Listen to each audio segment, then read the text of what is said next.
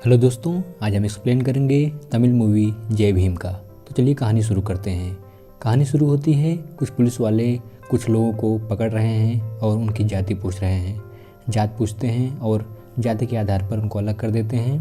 दरअसल ये लोग निचली जातियों के लोगों को झूठे केसेस में फंसाकर अपने पेंडिंग केस पूरे कर रहे हैं, क्योंकि इनको पता है कि निचली जातियों को कोई पूछता नहीं है। बात है सन 1995 की, तमिलनाडु के कुडलूर जिले की, जिसमें इरुलर जनजाति के राजा कन्नू नाम का एक आदमी रहता है और वह अपनी पत्नी सिंगिनेनी और बेटी अली के साथ रहता है।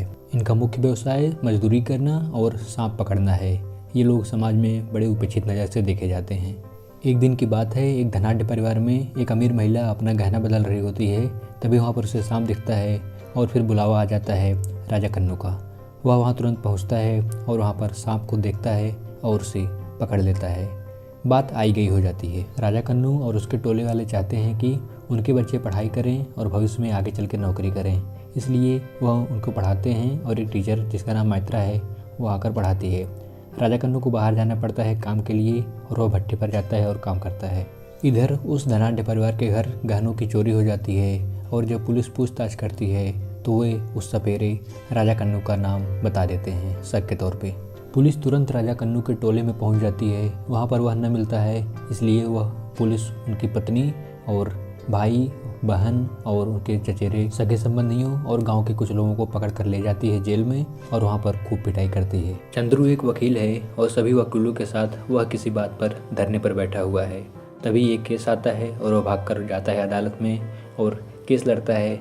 वह केस एक दलित समाज के आदमी का था जिसका केस कोई नहीं लड़ता था, उसका केस चंद्रू लड़ता था। इसके लिए वह फेमस भी था और वह केस में अपनी दलीलें पेश करता है और वह केस जीत भी जाता है। चंद्रू हमेशा असहाय और गरीब लोगों की सेवा में तत्पर रहता था और निःशुल्क में उनका केस लड़ता था। ऐसे ही एक बार जब वह धरने पर बैठा हुआ होता है तब वहाँ पर सिंगिनेनी आती है। चंद्रू ने सब कुछ सच सच बताने को कहा तो उसने बताया कि उस रात को सभी को पकड़कर जेल में बंद कर दिया गया और बस वो लोग गहने के बारे में पूछते रहे।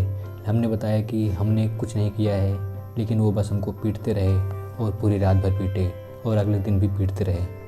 पुलिस वाले हमारे साथ कीड़ों मकोड़ों जैसा व्यवहार करते रहे और महिलाओं के साथ अभद्रता भी की। अगले दिन जब सारी बातों से अनजान राजा कन्नू अपने गांव वापस लौटा तो गांव के ही कुछ अमीर लोगों ने उसे पकड़कर पुलिस के हवाले कर दिया और उसके बाद पुलिस उसे ले गई और उसे जानवरों की तरह मारा।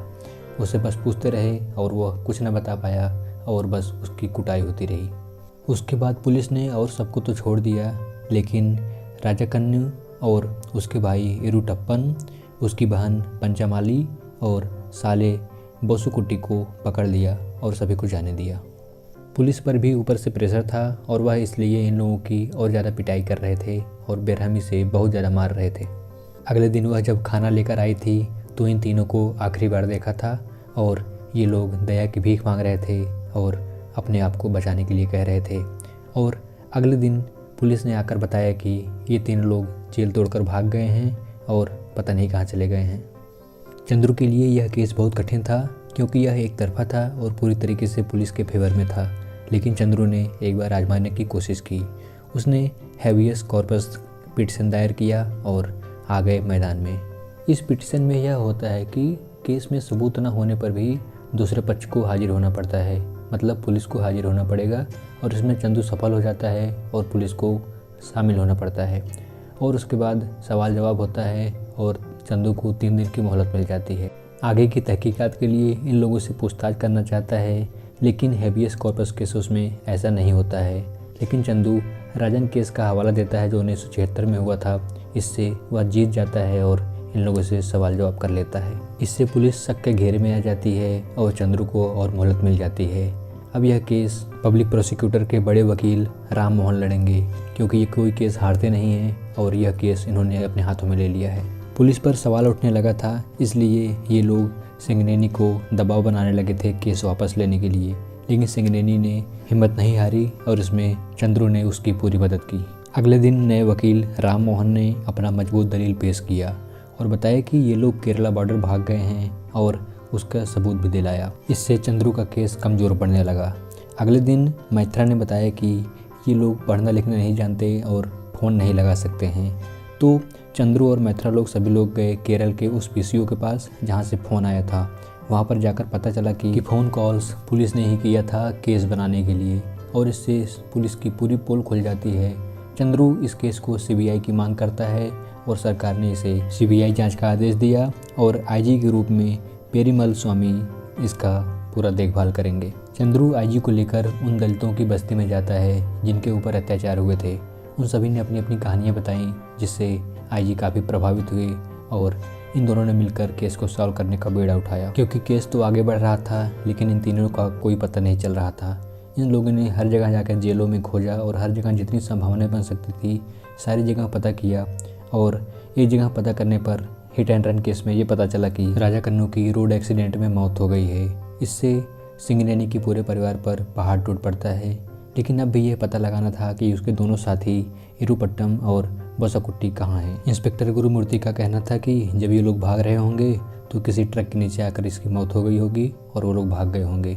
यह केस बहुत ज़्यादा तूल पकड़ता जा रहा था और पुलिस की बदनामी न हो, इसलिए डीजीपी ने सिंगरेनी को बुलाया अपने घर और उसके बाद उसे केस वापस लेने के लिए पैसे का लालच दिया।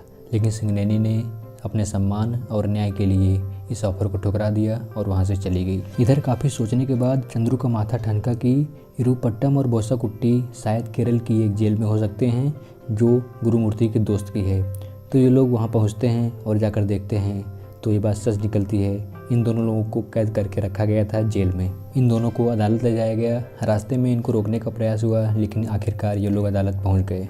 और उसके बाद इरुपट्टम ने जो सच्चाई बताई वह सन्न कर देने वाली थी। उसने बताया कि उस दिन उन लोगों को खूब पीटा गया और बेरहमी से पीटा गया। इससे दोनों लोग बेसुध हो गए और आखिर में एसआई गुरुमूर्ति ने राजा कन्नू के सीने पर जोर से प्रहार किया और वह गिर गया और फिर से उठा नहीं। जब वो दोनों काफ़ी देर तक नहीं उठे तो उसने जाकर वीरास्वामी को बताया और वीरास्वामी ने आकर उन दोनों की आंखों में लाल मिर्च डाली, जिससे कि बोसाकुट्टी तो उठ गया लेकिन राजू कन्नू नहीं उठा।